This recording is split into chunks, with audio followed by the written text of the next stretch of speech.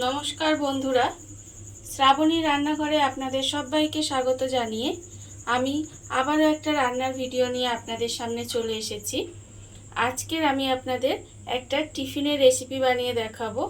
অল্প সময় অল্প উপকরণ দিয়ে খুব তাড়াতাড়ি এটা হয়ে যায় আর খেতেও কিন্তু ভীষণ সুন্দর হয়।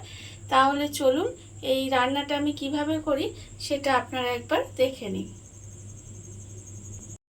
টিফিনটা বানানোর জন্য আমি এখানে প্রথমে দেখুন চাল আর ডাল ভিজিয়ে রেখেছি। এখানে আমার আতপ চাল আছে আর আছে মুসুর ডাল। এক বাটি আতপ চাল আর তার অর্ধেক কিন্তু মুসুর ডাল আছে, সেটা আমি ভালোভাবে ধুয়ে ভিজিয়ে রেখে দিয়েছিলাম প্রায় 1 থেকে 1.5 ঘন্টা মতো। এইবারে আমি চাল আর ডালটা মিক্সির মধ্যে দিয়ে দেব। জলটা ছেঁকে কিন্তু মিক্সির মধ্যে দিতে হবে। এইভাবে জল ছেঁকে ছেঁকে মিক্সির মধ্যে দিয়ে একটা পেস্ট বানিয়ে নেব। চাল আর ডালটা দিয়ে আমি একটা পেস্ট বানিয়ে নিয়েছি। দেখুন ঠিক এরকম হয়েছে। এইবার আমি এর মধ্যে দিয়ে দেব একটা বড় সাইজের পেঁয়াজ কুচি করে রেখেছি, সেই পেঁয়াজটা আমি এর মধ্যে দিয়ে দেব। আর আমি এর মধ্যে দেব 8 থেকে 10টা রসুনের কোয়া, আর আমি এর মধ্যে দেব 2টো কাঁচা লঙ্কা দিয়ে আবারও কিন্তু এটা একটা পেস্ট বানিয়ে নিতে হবে। চাল আর ডালের পেস্টের মধ্যে আমি পেঁয়াজ রসুন আর কাঁচা লঙ্কা দিয়েছিলাম, দিয়ে আবারও কিন্তু পেস্ট করে নিয়েছিলাম। এটা কিন্তু ঠিক এরকম দেখতে হয়েছে। এইবারে আমি এটা একটা বাটির মধ্যে ঢেলে নেব।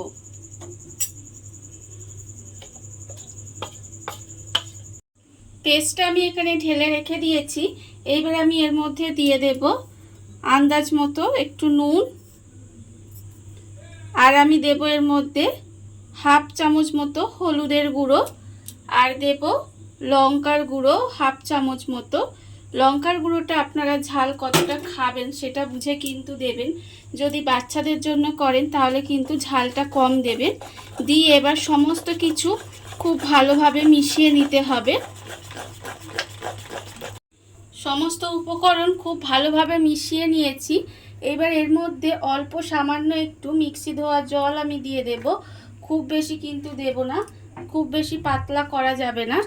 এবার মিক্সি ধোয়া জলটা দিয়ে আমি খুব ভালোভাবে মিশিয়ে দেব।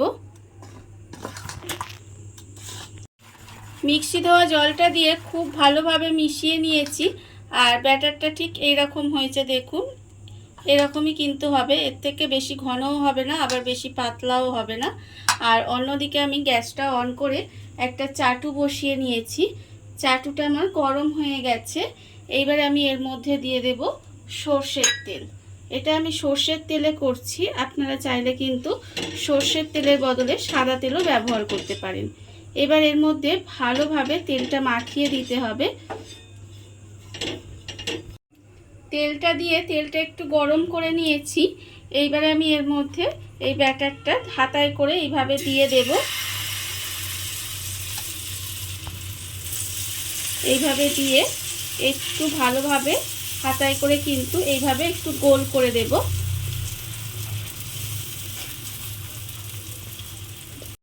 ঢাকা দিয়ে আমি এটাকে কিছুক্ষণ রান্না হতে দিয়েছিলাম।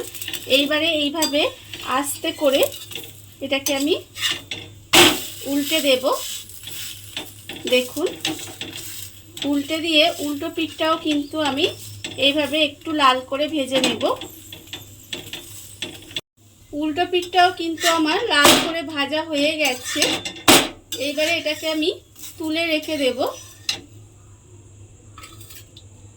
আর আবারও কিন্তু এর মধ্যে আমি অল্প একটু তেল ব্রাশ করে দেব। অল্প একটু তেল ব্রাশ করে দিয়ে আবারও একটু ব্যাটার এর মধ্যে দিয়ে দেব। এইভাবে কিন্তু আমাকে প্রত্যেকটা বানিয়ে নিতে হবে। দেখুন আপনারা বাড়িতে থাকা কত অল্প উপকরণে কত অল্প সময় কত সুন্দর একটা টিফিন তৈরি হয়ে গেছে। আপনারা দেখতেই পেলেন। আজকের এই রান্নাটা আপনাদের কেমন লাগলো সেটা কিন্তু জানাতে একেবারে ভুলবেন না। আজকের মতো এইটুকু।